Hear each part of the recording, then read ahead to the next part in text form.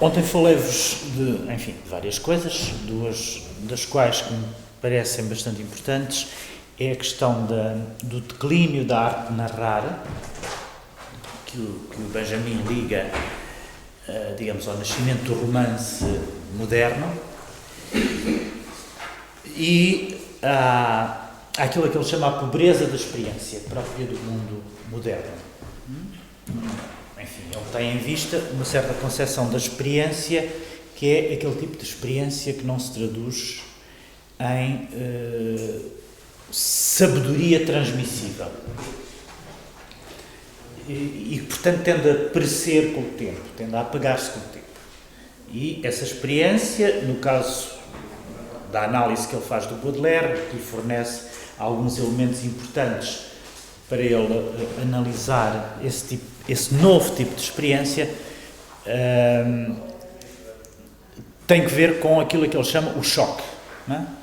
A experiência do choque. O Baudelaire seria, quase por definição, um poeta que escreve a partir da experiência do choque. E era isso que fazia, na interpretação do Benjamin, fazia dele um poeta eminentemente moderno, não é?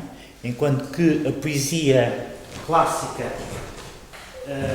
não era uma poesia da experiência imediata, era uma poesia virada para as grandes questões da eternidade e para os temas intemporais, transhistóricos. O Baudelaire teria pela primeira vez feito, ter-se pela primeira vez apropriado de uma matéria poética que é própria da vida moderna e daquilo de tudo o que é fugaz, né? A fugacidade.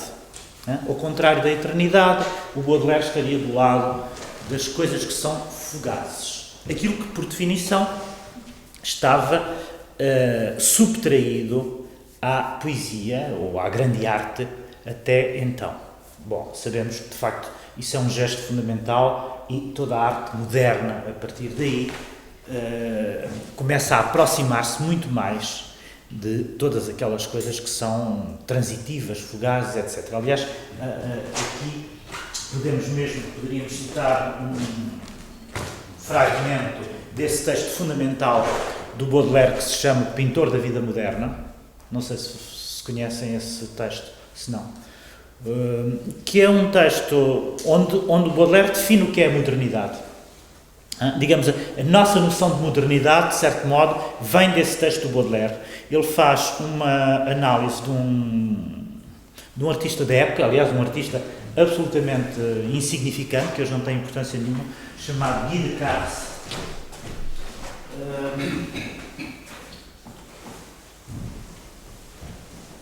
E aqui há uma curiosidade, eu ia procurar no Baudelaire. Há uma pequena curiosidade. Como sabe, o Baudelaire escreveu muito sobre arte, sobre os salons, ele chamava os salons do século XIX, e escreveu mesmo para jornais, fez, digamos assim, crítica de arte. Bom, a crítica de arte tinha nascido pouco antes, precisamente pelos salons. O Diderot escreveu sobre os salons, e é aí, nesse momento, portanto, no século XIX, que nasce a crítica da arte. E o que é curioso verificar nos escritos sobre a arte do Baudelaire é como é que um poeta tão requintado, tão sofisticado, gostava de coisas que hoje são absolutamente anódinas e que não ficaram na história da arte, que são insignificantes do ponto de vista da história da arte, e glorificou outras coisas, portanto, louvou esse tipo de coisas que são insignificantes e passou completamente ao lado e até detestava coisas que hoje fazem parte do cânon da história da arte. Mas não é só o Baudelaire, todos eles. Não é? É curioso verificar como estas grandes figuras, sobretudo não só da crítica, mas da literatura, passavam ao lado daquilo que de facto de importante se passava na arte. E nós hoje podemos dizer que havia ali uma espécie de, não sei, quase, de cegueira difícil de perceber, mas é um gesto muito comum, é qualquer coisa que é muito típico. Só se interromper, é porque parece que o Baudelaire era próximo do Manet. E acho que. Mas realmente ele prefere referir-se a esse pintor que acabaste de referir o nome do que ao Manet. Isso é intrigante. Pois, eu não sei se o Manet só chegou a escrever sobre o Manet e em que termos, sinceramente não sei. Não, acho que não escreveu, mas Acho era que próximo não. dele, era. Sim, E adorava, quer dizer. Sim, ou seja, o Baudelaire é contemporâneo dos impressionistas e do que estava a surgir de novo e de importante naquela época e, no entanto, foi relativamente indiferente e não conseguiu perceber a importância do que, em termos artísticos, se estava a fazer. Ao mesmo tempo que escrevia um texto que era o pintor da vida moderna, que é aquilo que define precisamente a modernidade, a nossa noção de modernidade deve muito a esse texto, e, no entanto, o que lhe fornece o pretexto para esse texto sobre o pintor da vida moderna é um artista completamente insignificante. Guise, Constantin Guise, não é? Sim. Pois é isso. Eu estava a fazer confusão.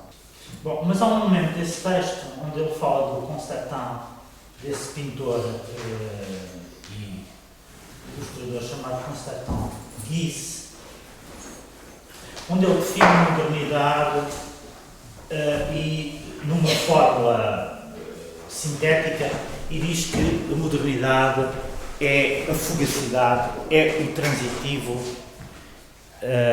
portanto o fugaz, o transitivo, tudo aquilo que escapa à ideia de eternidade.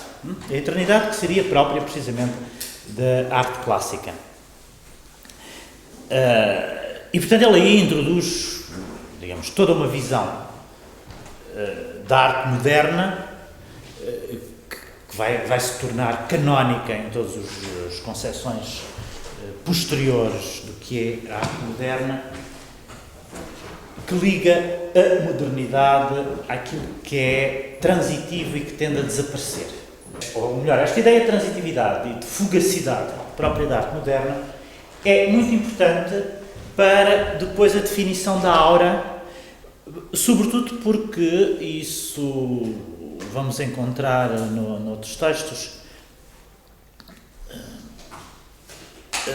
porque o Benjamin vai pôr a questão, há uma passagem, fazendo um pouco a história. O texto sobre a obra de arte na época da sua reprodutibilidade técnica é um texto de 1935. E é aí que ele define, digamos, a aura nos termos acabados que nós conhecemos hoje. Mas a primeira vez que ele fala de aura é a propósito do seu ensaio sobre a fotografia, que se chama Pequena História da Fotografia. E é aí que ele define pela primeira vez a aura nos termos em que a vai definir posteriormente. Ora, quais são esses termos que ele define a aura? São os seguintes. Portanto, às vezes ele pergunta o que é a aura e diz: podemos defini-la como o aparecimento único de algo distante, por mais perto que esteja. Portanto, o aparecimento único de algo distante, por mais próximo que esteja.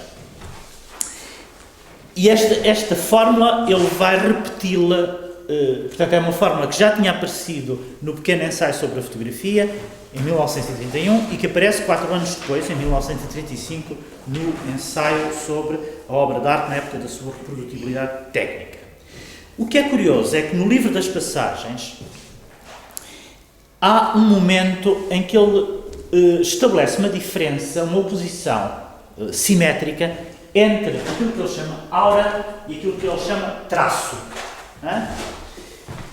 E dizendo mais ou menos, dizendo isto, o traço isto é um fragmento do livro das passagens. O traço é o aparecimento de uma proximidade, por mais longínquo que ele possa estar, aquilo que o deixa, aquilo que deixa esse traço. Enquanto que a aura é o aparecimento de um longínquo, portanto, de uma coisa que está afastada, por mais próximo que possa estar o que a evoca. Bom, esta diferença entre traço e aura parece-me ser muito importante porque serve sobretudo para as reflexões, enfim, para iluminar as reflexões do Benjamin sobre a arquitetura moderna e sobretudo sobre esse novo fenómeno da arquitetura moderna que era a arquitetura de vidro. A arquitetura de vidro que fascinou o Benjamin e que tinha dado origem a um pequeno ensaio de 1900, do princípio de 1900, não sei se 1910 ou 1912, de um, enfim, julgo que ele não era arquiteto, mas de um indivíduo chamado Paul Scherer, que foi um autor que escreveu, para além de romances, aliás, romances de ficção científica, curiosamente, umas coisas muito estranhas, sobre um dos quais o Benjamin fez uma recensão, um livro estranhíssimo que eu, por acaso, já tentei ler numa tradução italiana, chamado Les Arbengos, acho que se chama assim, é uma coisa estranhíssima. Mas ele escreveu um livro que foi bastante, teve na altura bastante repercussão, chamado A Arquitetura de Vidro. Bem, era um autor vienense, evidentemente, que estava situado num lugar estratégico para perceber o que é que se estava a passar na arquitetura moderna. Sobretudo porque ele é contemporâneo do Loos, não é? Do Adolf Loos. Adolf Loos, que no fundo serve como exemplo para o Benjamin, para ele, enfim, falar da nova arquitetura, da arquitetura de vidro e também de toda a nova arquitetura, do Loos e depois do Corbusier, etc., como uma arquitetura que não deixava traços. E ele faz a apologia disto, uma arquitetura que não deixava traços. Bom, como vocês podem reparar, isto é exatamente o contrário daquilo que é a própria noção de arquitetura, que é o de deixar obra, não é? O da eternidade da obra. A arquitetura é mesmo a arte onde os traços que são deixados são mais visíveis, por isso é que está tão relacionada com o poder político, não é? O poder político geralmente quer eternizar-se através da obra arquitetónica, sempre foi assim, através das obras arquitetónicas.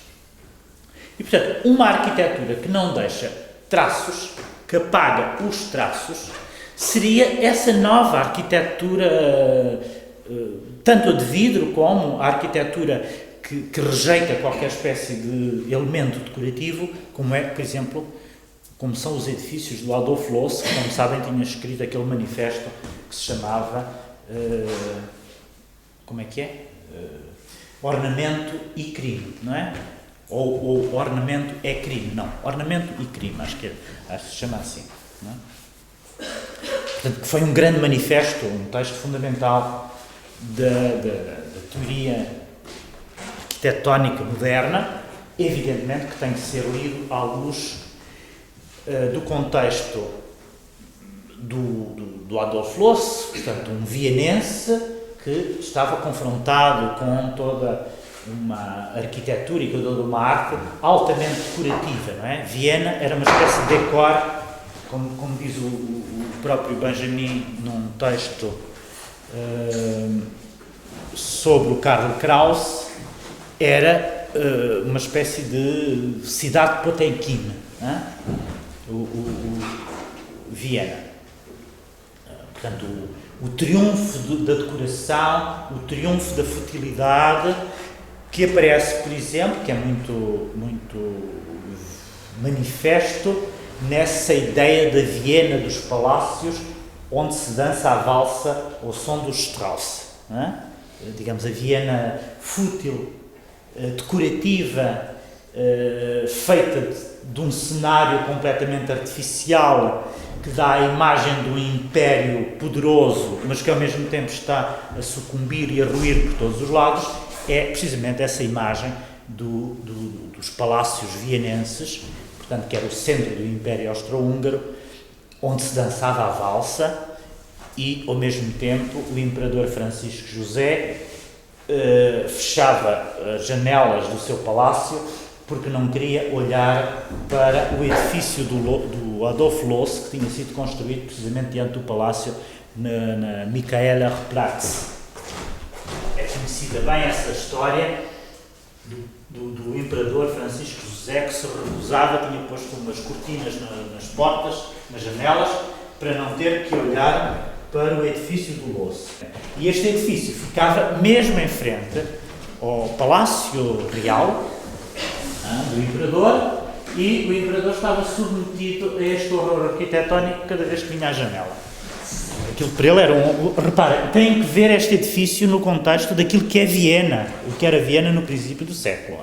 Aqueles edifícios todos neoclássicos, o triunfo do kitsch e do decorativismo, e depois aparecia isto. Causou grande escândalo. Na altura, há outro autor vienense sobre o qual o Benjamin escreve, que é uma figura importantíssima, que é o Karl Kraus. Vocês já ouviram falar no Karl Kraus? Bom, é um indivíduo curiosíssimo, porque, aliás, Viena produziu estes indivíduos, estes loucos todos, que geralmente detestavam Viena, parece que faz parte da tradição daquele país que é a Áustria, porque na altura o centro do Império Austro-Húngaro, que é o de uma relação muito conflituosa com o seu próprio país, e o Karl Kraus é uma figura, foi um jornalista que tinha o seu próprio jornal, não é? Qualquer coisa, se calhar toda a gente aspirava a ter o seu próprio jornal, e fê-lo quase sozinho durante 30 e tal anos. Não é? Ele chamava-se Die Fackel, o jornal, ou seja, o facho no sentido da luz, não é? E ele alimentou aquilo durante 30 e tal anos, era uma figura verrinosa, de uma maldade insuperável, que dizia mal de toda a gente, e escreveu aforismos, escreveu peças de teatro, uma das quais, que é uma coisa enorme, que nunca foi levada em cena na totalidade, acho que a não ser recentemente, e durar umas 14 horas, portanto, imagina um espetáculo de teatro que dura umas 14 horas, chamado, e está traduzido em português, aliás, Os Últimos Dias da Humanidade. Foi uma coisa escrita ali antes da guerra. E o Kraus distinguiu-se, sobretudo, como um aforista. Escrevia aforismos. Bom, escreveu ensaios, escreveu peças de teatro, fez o seu jornal onde dizia mal de toda a gente. E é uma figura curiosíssima, de facto, que teve o apoio da família Wittgenstein a certa altura. A família Wittgenstein foram mecenas, e foram mecenas do Kraus, apesar do Kraus ter dito também as piores coisas da família Wittgenstein, que não escapou ao ódio do Kraus. De resto, por falar na família Wittgenstein, vocês sabem disto, que o Wittgenstein também teve uma experiência enquanto arquiteto, enquanto projetou uma casa para a irmã, que é esta casa. É uma casa muito austera, sobretudo quando visitada lá dentro, percebe-se bem toda aquela austeridade, cheia de ângulos retos, que é marcada exatamente pelas mesmas concepções arquitetónicas do Loos, em certa medida. Bom, mas isto são apenas curiosidades, fé-diveres, tudo isto para dizer que há um momento em que o Benjamin opõe aura, definindo-a como a aparição de algo longínquo, por mais próximo que esteja, a traço, que é a aparição de algo próximo, por mais longínquo que esteja. Ora, e ele vai fazer uma defesa, digamos assim, dessa arquitetura. Digamos aqui, a arquitetura é a arte que lhe serve de exemplo, da arquitetura que não deixa traços, que é quase um paradoxo em relação àquilo que é a arte arquitetónica.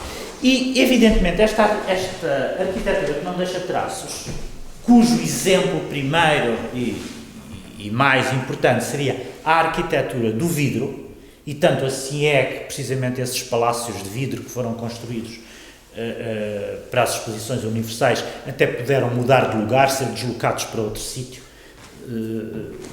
que eram transferíveis, eles podiam ser transferidos para outro lugar. A arquitetura, por definição, é aquilo que é implantado num lugar e transforma esse lugar, não é? E o que é que eu ia dizer? A questão do não deixar traços tem uma analogia com aquilo a que ele chama a barbárie positiva, no outro texto sobre a experiência. Não é? Estes novos artistas, sobretudo arquitetos, cuja arquitetura não deixa traços, são uma espécie de novos bárbaros, não é? Do ponto de vista do que é a barbárie, do que é esta nova forma de barbárie, uma barbárie que Benjamin define como positiva, e digamos que se opõe aos criadores clássicos, não é? À ideia de criação clássica. E aqui, quando eu digo criação clássica, evidentemente estou a evocar essa palavra quase mágica, que é de criação, que, como já vimos, corresponde a uma categoria, digamos, da estética, enfim, de uma certa doutrina estética que o Benjamin está precisamente a criticar e opor a criação à produção.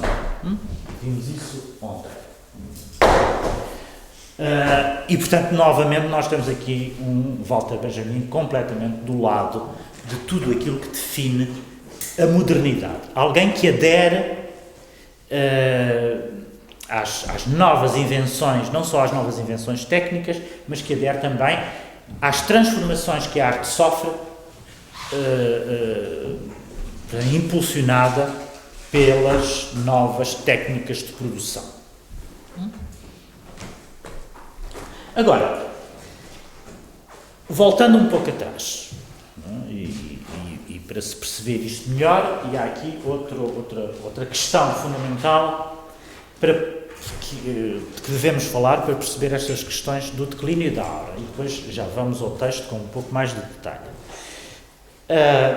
Ao mesmo tempo que faz uma espécie de diagnóstico do fim da arte de narrar, que ele relaciona com o fim de uma certa forma de experiência, que era a experiência que era transmissível e que, portanto, se traduzia numa forma de conhecimento, ele vai também diagnosticar, a partir de um texto de um autor, de um romântico alemão, mas um romântico alemão muito pouco conhecido, que não ficou na história, chamado Jochmann.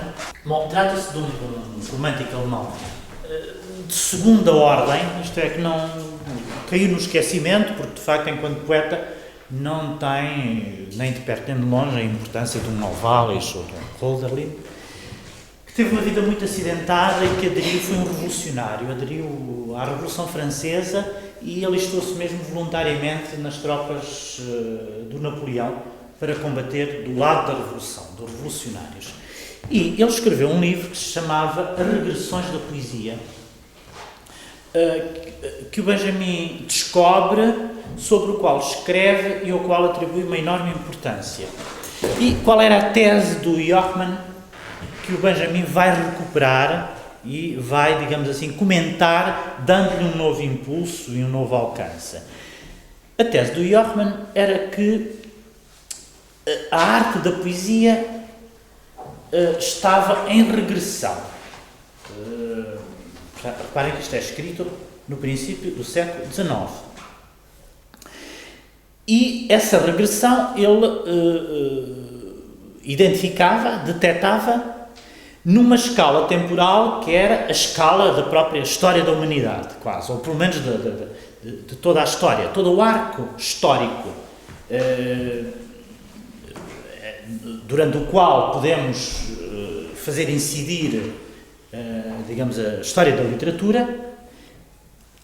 Portanto, desde o início, a poesia estaria num processo de regressão. Não propriamente de desaparecimento, mas haveria uma tendência histórica para ela entrar em regressão. E a época moderna marcaria de uma maneira muito mais acelerada ainda essa regressão. O que é que significa aí a regressão da poesia? É evidente que isto não tem outros ecos, aliás, fortíssimos, sendo muito embora ali naquela época uma tese relativamente nova, mas ao mesmo tempo vão aparecer quase teses semelhantes, mas transpostas para outro plano e em relação às outras artes. Quer dizer, quando o Hegel fala do fim da arte, da morte da arte, no fundo está a entrar na mesma lógica do Jochmann na análise que este faz da poesia. Como sabem, na estética o Hegel fala do fim da arte, da morte da arte. Portanto, e no caso do Hegel, a morte da arte seria, quer dizer, a partir do momento em que a arte deixou de ser simbólica, o tipo de relação que estabelece com, digamos, a relação de necessidade da arte com a própria vida e com o mundo temporal, deixaria de ser necessária, essa relação deixaria de ser necessária e, portanto, a arte estaria condenada a sucumbir, a desaparecer, a morrer. Ou, pelo menos, aquilo que era a noção que se tinha da arte. Em relação à poesia, a tese do Jochmann não é muito diferente disto. Ela relaciona-se, sobretudo, com a ideia de que a secularização do mundo, isto é, a perda de uma relação com as forças míticas, seriam pouco favoráveis ao desenvolvimento dessa arte que era a poesia. Ao ponto em que a modernidade teria já muito poucas razões para conservar a arte poética. A arte poética ter-se-ia tornado uma coisa, digamos assim, artificial, quase, em relação àquilo que era a vida de todos os dias e àquilo que era a vida moderna. E, portanto, quanto mais se avançava nessa caminhada da modernidade, mais a poesia surgia como uma coisa do passado, arcaica, anacrónica, etc. Reparem que isto não está, quer dizer, não está muito longe, este diagnóstico é qualquer coisa que se tornou, parece-me a mim, verificável naquilo que, enfim, que podemos constatar hoje, naquilo que acontece de facto. Na verdade, a poesia tornou-se uma coisa, digamos, a ideia do público da poesia, que é uma ideia hoje muito contemporânea. Quem é que lê poesia? Para que é que serve a poesia? Que espécie de sobrevivência é da poesia?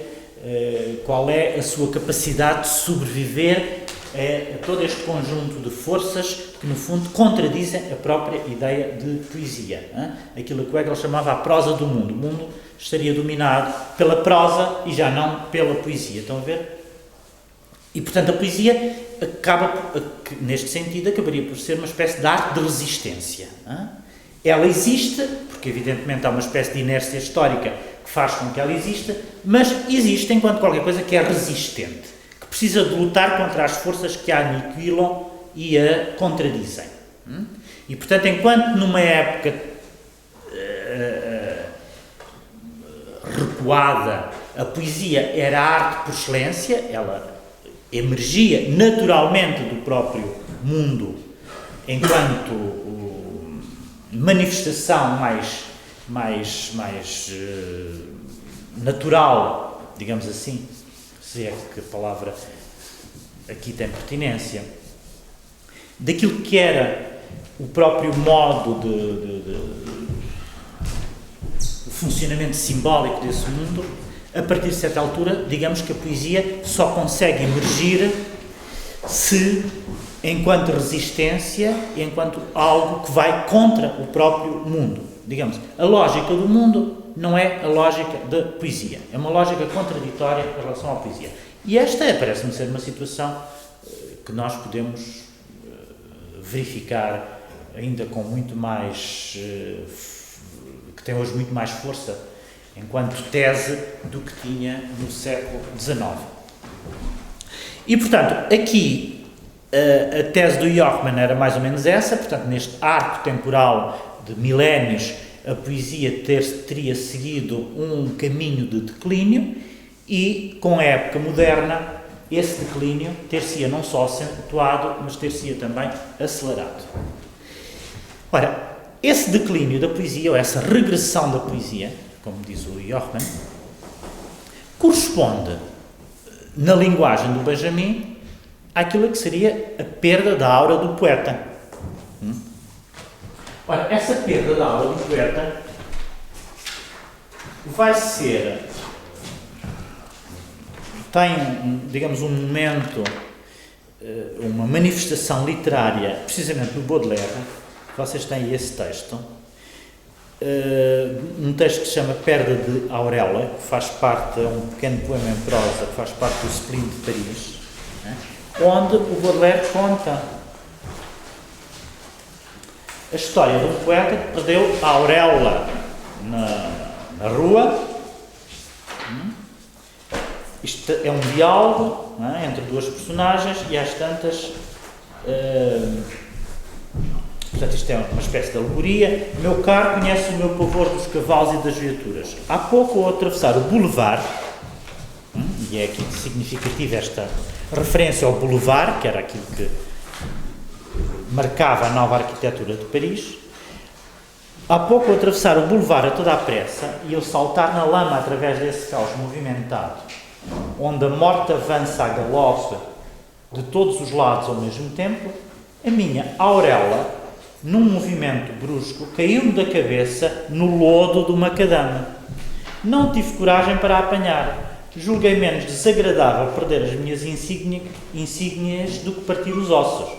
E depois disse comigo mesmo, há males que vêm por bem. Agora posso passear incógnito, fazer más ações e entregar-me à crápula como os simples mortais. E eis-me aqui semelhante a ti, como vês.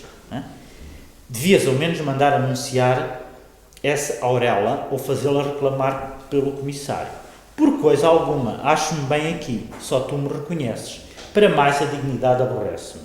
E também penso com satisfação que algum poetastro a vai apanhar e cobrir-se com ela imprudentemente. Fazer alguém feliz, que alegria, e sobretudo um feliz que me fará rir. Ora, pensa em X ou em Z, como será divertido. Bom, há aqui uma sátira, evidentemente, a um certo tipo de poeta que, do ponto de vista do Baudelaire, já é anacrónico, que é aquele que julga que ainda está possuído por uma auréola ou por uma aura, não é? E que faz parte de uma história muito antiga, mas uma história que já não tem sentido. Portanto, o poeta já não pode reclamar as mesmas insígnias que tinha até então. Ele é destituído da auréola, portanto perdeu essas insígnias. E tornou-se uma criatura igual a todas as outras. E reclamar a auréola, do ponto de vista do Baudelaire, é qualquer coisa de ridículo, de tal modo que este poeta, enfim, que ele aqui coloca em cena neste diálogo, perde a auréola na lama e nem sequer olha para trás para a recuperar. Acha que, olha, que haja outro poeta que queira se achar, que faça a figura do ridícula de a colocar e de a usar consigo. Bom, reparem, isto é muito moderno, de facto. Esta nova visão do poeta e esta reivindicação do poeta como alguém que perdeu a auréola, que não tem qualquer espécie de insígnias e que é igual a qualquer outro indivíduo da rua, é qualquer coisa de completamente novo. Quer dizer, e sabemos o como a visão do poeta resistiu e continua a resistir a tudo isto. De alguma maneira, digamos, nós temos dificuldade em aceitar que os poetas, enfim, os artistas em geral, mas talvez ainda mais, o poeta é uma figura mais dotada, suspeito eu, desta auréola do que qualquer outro artista. Enfim, o arquiteto talvez esteja hoje associado a qualquer coisa de demasiado técnico, o artista plástico demasiado associado a um ofício. O poeta seria talvez, de todas as espécies de artistas e de todas as formas de arte, a poesia seria aquela que, apesar de tudo, ainda teria a possibilidade de guardar, de preservar uma aura antiga, mas que, no entanto, enfim, contra toda aquilo que seria de esperar e contra as próprias expectativas das pessoas, também aí a poesia, o poeta, vê-se completamente destituído de aura no mundo moderno.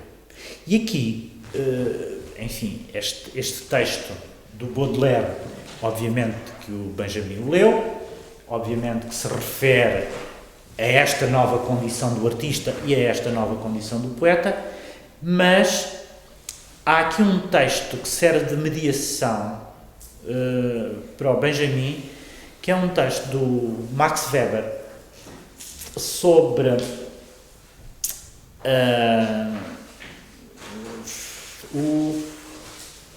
não me lembro agora como é que se chama, o cientista, a ciência como vocação, acho que se chama assim o texto. Há duas conferências do Max Weber, uma delas é a política como vocação, e outra tenho a impressão que é a ciência como vocação, não posso assegurar, mas onde o Max Weber, como sabem, é um sociólogo importantíssimo, alemão, do princípio do século, enfim, das primeiras décadas do século XX, fala do desencantamento do mundo. E esta expressão tornou-se uma espécie de passe-partout. É hoje repetida, muitas vezes, sem mesmo se saber de onde é a sua proveniência. Ele fala do desencantamento do mundo. E a sua tese sobre o desencantamento do mundo tornou-se muito importante. Porque, digamos, aquilo que ele quer significar com essa ideia do desencantamento do mundo é, no fundo, a ideia de que o mundo já não tem deuses, o elemento religioso perdeu-se completamente e, portanto, vivemos num mundo completamente desencantado. Não estamos aqui longe das teses sobre a secularização, não é? Ou seja, este mundo desencantado é um mundo completamente secularizado, onde toda a referência mágica ou religiosa se ausentou. Esta questão do desencantamento do mundo pode ser transposta, e no caso do Benjamin, ele de facto transpõe, para o plano da arte. A arte também seria, por definição e por necessidade também, uma arte desencantada. Desencantada no sentido em que ela não pode ter qualquer espécie de ilusões de recuperar o mesmo fulgor e o mesmo sentido do transcendente que ela tinha numa época onde a religião e o mito funcionavam, digamos assim, como uma espécie de cimento e de matéria simbólica que dava sentido a todos os atos e a todos os gestos dos homens e ao próprio modo de organização social, política, etc, etc. E quando eu digo organização política, sei lá, toda a ideia de soberania, a soberania do rei fundava-se precisamente nessa ideia de que o rei ocupava um lugar que era o lugar divino. E, portanto, esse tipo de poder soberano só tinha sentido num mundo ainda mais ou menos encantado. E, portanto, com o desencantamento do mundo, também a ordem política se altera e essa ideia de soberania, que era a soberania do rei, muda completamente. Aqui neste caso o que o Benjamin faz, muito embora, digamos, no Max Weber, a ideia do desencantamento do mundo tem conotações um pouco negativas. Isto é, há toda uma nova condição face à qual é preciso dar uma resposta nova, e essa condição é essa do desencantamento do mundo, que traz consigo alguns perigos, enfim, que é vista pelo Max Weber como qualquer coisa que é preciso, sobretudo é preciso pensar de novo, é preciso ter uma ideia de responsabilidade perante essa nova condição do presente, sobre essa nova condição atual, que é uma coisa completamente nova para a época. No caso do Benjamin, o desencantamento, ele já não fala em termos de desencantamento do mundo, mas fala em termos de desencantamento da arte. Simplesmente ele não vai propriamente ficar assustado com a ideia de desencantamento da arte. E aqui entramos novamente nessa questão muito típica do pensamento benjaminiano, que é o de fazer uma espécie de reversão dialética que transforma aquilo que, em princípio, podia ser um elemento negativo num elemento positivo. Portanto, ele vai pensar a arte nas suas potencialidades e em toda a sua... portanto, em todas as suas virtualidades, enquanto... Portanto, numa época de desencantamento e numa época em que ela própria está desencantada.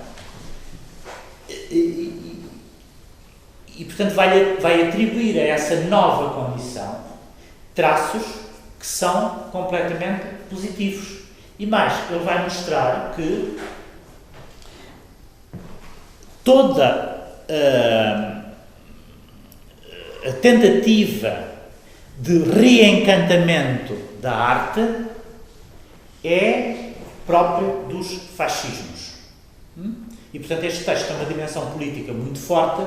Evidentemente, nós aqui temos que fazer sempre referência, e eu estou sempre a fazer referência a questões políticas, porque vocês têm que reparar que estes textos foram escritos num momento histórico, quer dizer, em que era urgente pensar estas coisas. Portanto, o Benjamin estava defrontado com a ascensão do nazismo. Além disso, ele próprio estava a ser perseguido e, digamos, vivia isso de uma maneira trágica, como, aliás, toda aquela geração.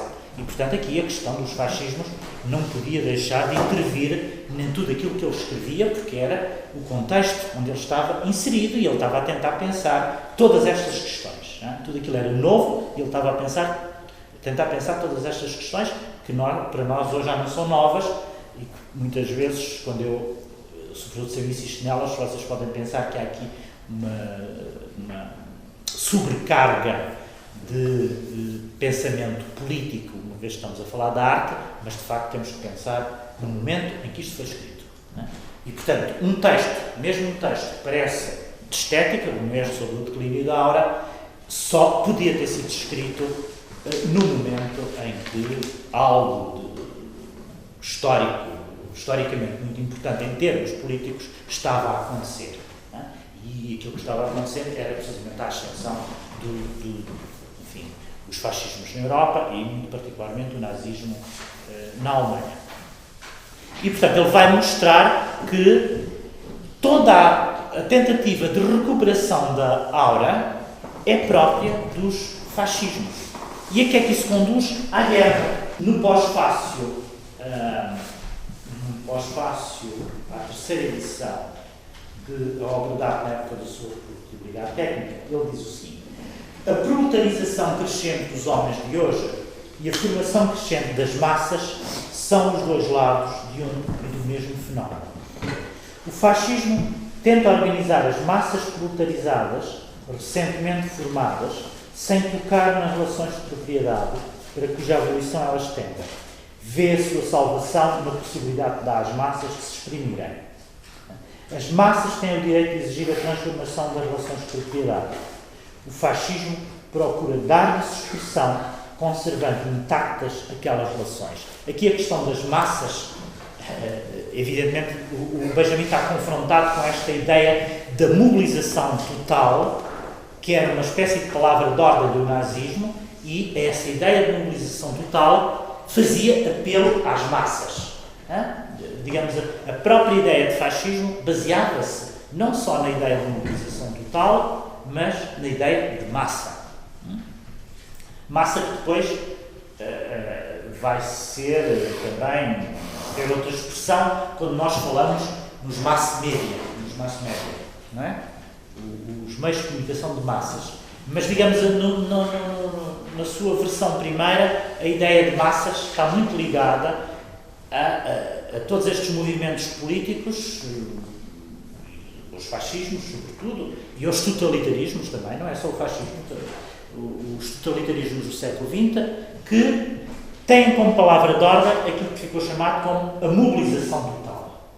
Tanto o fascismo italiano, como o nazismo alemão, como depois o totalitarismo, o anti-totalitarismo que seguiu à Revolução Soviética, à Revolução Russa, melhor dizendo, tem como figura fundamental que fazem apelo à questão das massas, a transformação do povo em massa. Isto é importante, essa transformação do povo em massa. Portanto, o fascismo procura dar-lhes expressão às massas. Consequentemente, o fascismo tende para a estetização da política. Encontramos aqui esta expressão que já tínhamos encontrado, que eu já tinha lido. À violentação das massas que o fascismo subjuga no culto de um Führer corresponde a violentação de todo um aparelho que ela põe ao serviço da produção de valores de culto. Todos os esforços de estetização da política culminam num ponto. Este ponto é a guerra. Porquê esta ideia e esta crítica, não só à estetização da política, mas também àquilo que essa estetização da política produz como seu resultado imediato, consequente e lógico, que é a guerra. Porque tinha aparecido, na altura, uma antologia de textos sobre a guerra, que faziam a apologia da guerra, de vários autores, e com isto depois vamos fazer um pequeno intervalo, quando vou acabar esta... De vários autores, um dos quais, aliás, morreu com 105 anos, é um autor muito conhecido, enfim, tem um percurso um pouco estranho, chamado Ernst Jünger, já ouviram falar? Que escreveu, aliás, um livro chamado A Mobilização Total, e um livro chamado Nas Falésias de Mármore, que está traduzido em português, e que é uma apologia da guerra, do espírito guerreiro e dos heróis. É curioso, este Jünger, que tem chegou a conhecer o Walter Benjamin, alistou-se na Primeira Guerra Mundial voluntariamente com 16 anos, acho que tinha 16 anos, inventou um passaporte falso, um bilhete de identidade falso para fazer-se passar por já adulto, isto é, tendo 18 anos, por se poder alistar na guerra. E combateu na Primeira Guerra Mundial e depois fez a apologia de uma forma de guerra que era a guerra antiga, a guerra dos heróis, a guerra dos guerreiros que se defrontavam corpo a corpo, por oposição a essa guerra da maquinaria em que as pessoas se matavam à distância sem poder provar a sua heroicidade, mas apenas escondendo-se por detrás dos meios técnicos. Bom, essa apologia da guerra e do heroísmo guerreiro e de um ethos guerreiro completamente antigo, medieval, etc., que é no fundo um princípio de estetização, ou seja, no fundo Jünger diz a outra guerra tinha um fundo estético que a nova guerra já não tem. E, portanto, ele queria recuperar esse espírito guerreiro, não só o ethos guerreiro, mas também a estética da guerra. Estão a ver? As duas coisas nele iam a par. Era preciso recuperar uma ética guerreira, esse ethos, mas também a estética da guerra. E faz a apologia dessa estética da guerra, numa antologia, cujo título eu agora não me recordo, mas que o Benjamin criticou com uma enorme violência. Achava aquilo, aliás, essa antologia foi do final dos anos 20 ao princípio dos anos 30, o Benjamin faz uma extensão dessa antologia e diz: isto é o fascismo puro e duro. Mais ou menos isto é o pensamento fascista. A estetização da guerra, esta ideia dos heróis e, portanto, do ethos guerreiro não conduz a outra coisa senão ao fascismo, que evidentemente era qualquer coisa que para ele era intolerável. Resta dizer, só por curiosidade, que este Junger, Ernst Junger, aqui, se vocês tiverem a oportunidade de ler, leiam, há coisas dele escritas em português, traduzidas em português, inclusive uma que se chama O Caminho da Floresta, suponho eu, foi traduzido pela Filomena Moller, na Cotovia, há uns anos atrás. Nunca teve muito sucesso em Portugal, devo dizer, uma vez falei com o editor, ele disse que não conseguia vender medos de exemplares. Portanto, o primeiro a ser traduzido foi esse, a Falésia de Mar, mas esse livro, que é em tradução portuguesa, acho que chama assim O Caminho da Floresta, qualquer coisa da floresta, ele trata-se da figura do anarca. Digamos, ele cria três figuras fundamentais: o anarca, o indivíduo que se refugia na floresta e o trabalhador. Bom, porque há um livro dele que chama-se precisamente O Trabalhador, que é dos anos 30. Quando nós reparamos com um título destes, O Trabalhador, que de resto Benjamin também escreve sobre esse livro, a certa altura, um pequeno texto, pensamos imediatamente que deve ser um livro de inspiração marxista ou qualquer coisa do género. Mas não, outra coisa completamente diferente. O Trabalhador, para o Junger, era aquilo que ele chamava um tipo, ou uma figura, que tinha e que era uma figura da mobilização total, que onde se concentrava uma espécie de espírito de época. É agora um pouco difícil para mim explicar o que é isto, teria que reler e revisitar este texto. Portanto, o Junger simultaneamente está a meio caminho entre a ficção, a teoria, muitas vezes, e a filosofia, e só nos anos 60 é que começou a ser recuperado, porque, evidentemente, aquilo que ele escreveu era suspeito, algumas coisas tornaram-se muito conotadas com o nazismo, ele sempre negou isso. Distanciou-se do nazismo a certa altura, quando já estava em Paris, mas, sobretudo na Alemanha, ficou sempre, foi sempre visto, até recentemente, como um autor maldito, que o melhor era nem mexer nele. Não é? Havia ali qualquer coisa de muito suspeita, e foi precisamente em Itália que ele começou a ser recuperado já nos anos 60 e 70, e depois transforma-se num autor, curiosamente, lido por uma certa esquerda italiana como um autor altamente revolucionário. Isso é que é curioso. Portanto, enquanto na Alemanha era considerado um nazi cujas obras nem sequer apareciam nas livrarias, e o melhor era nem sequer reeditá-las, na Alemanha ele era, na Itália, desculpem, ele era lido por toda aquela gente da esquerda italiana, do operaísmo italiano, que o Negri, aliás, fez parte, precisamente porque tinha escrito esse livro chamado O Trabalhador, que era uma nova inspiração para ler e para analisar a condição do trabalho no século XX, portanto, e no tempo da massificação e tudo isso. Estas leituras diferentes em diferentes contextos históricos é muito interessante. Fazemos um pequeno intervalo.